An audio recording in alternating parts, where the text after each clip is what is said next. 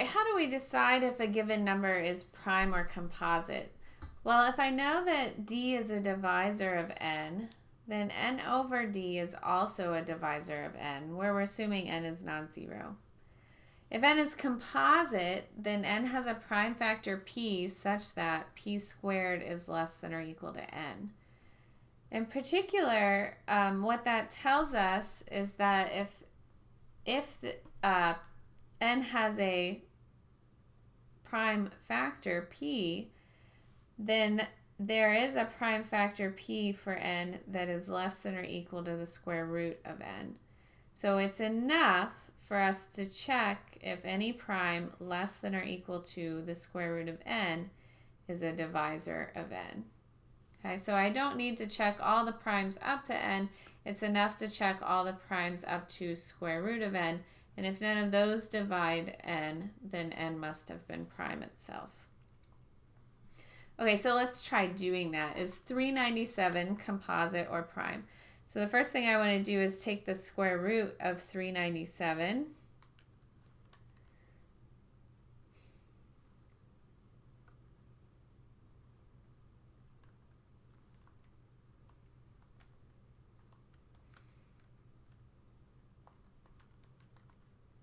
And I get about 19.9. And so I need to check if the primes less than or equal to 19.9 divide 397. Okay, so what primes are those? I have 2, 3, 5, 7, 11, 13, 17, and 19 that I need to check. Okay, some of these are going to go quicker than others. So does 2 divide 397? No. Doesn't end in an even digit. Does 3 divide 397? Well, I need to add up the digits. That's my test for 3. So I have 3 plus 9 plus 7. That's going to give me 19. 3 doesn't divide 19, so 3 does not divide 397. 397 doesn't end in a 0 or a 5, so 5 is out. There is no test for 7, so I've got to do some scratch work. 7 goes into 39 5 times. 5 times 7 is 35. I'm left with 47. 7 goes into 47 twice, and I'm left with a remainder of 5. So 7 doesn't divide. Does 11 divide 397? Our test for 11 is to look at 7 minus 9 plus 3. That's going to give me negative 2 plus 3, which is 1. 11 doesn't divide 1, so 11 doesn't divide 397. Does 13 divide 397? Again, I need to actually compute it. 13 goes into 39 3 times. 13 times 3 is 39. I'm left with 7. 13 doesn't go into 7. I have a remainder of 7, so no. And we're going to have to do long division for 17 and 19 also.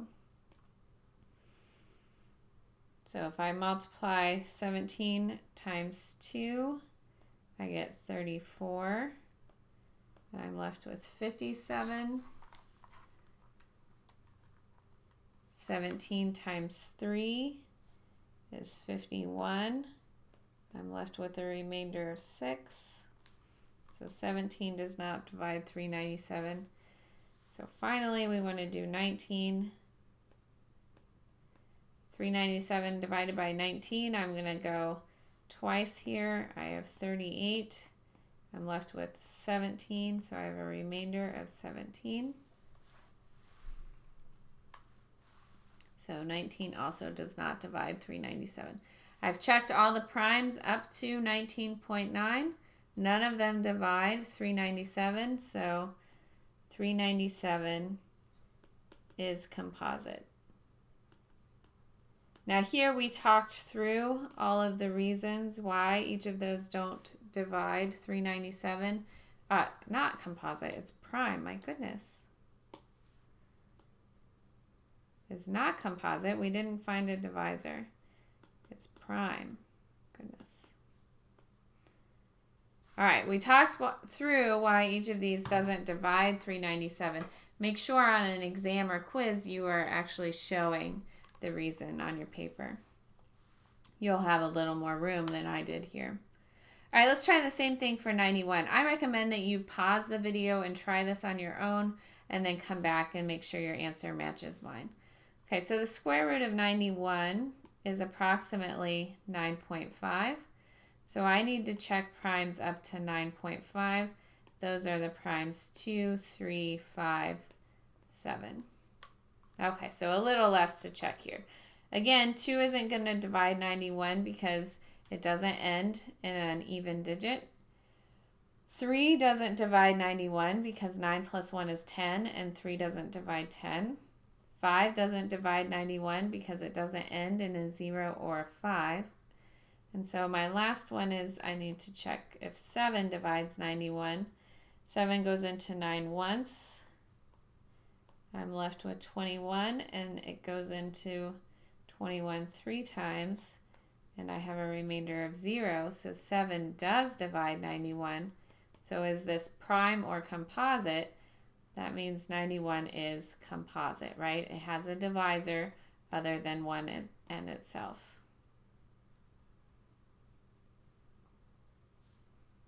Okay. One way to find all of the primes less than a given number is to use something called the sieve of Eratosthenes. Okay, so what we're going to do is we're going to list out all the natural numbers greater than 1. So think of that as putting them in the sieve. And I'm going to methodically cross out the numbers that are not prime, and so the remaining numbers will be prime. So what I'm going to do is list all my numbers from 1 to 100. We're going to cross out 1, that's not prime. And then I'm going to start with 2. 2 is prime, and so I'm going to cross out all of the multiples of 2. So I'm going to circle 2 and cross out all the multiples of 2. Now we're going to repeat this. So I'm going to move to my next number. That's going to be prime. So 3 is prime. I'm going to circle 3, and then I'm going to cross out all the multiples of 3 that haven't already been eliminated. And we're just going to repeat. Now we only have to repeat this up to the square root of 100, so up to 10. Okay, so I'm going to circle 5 and cross out all the multiples of 5. My next number that isn't circled is 7, or circled or crossed out. So I'm going to circle 7 and cross out all of its multiples. The next number that isn't marked already is 11, so we're going to circle 11 and cross out all of its multiples. And in fact, I'm already past 10, so anything that hasn't been crossed out must be prime. So all of these circled numbers are prime. So that's a quick way to find all of the primes less than a given number.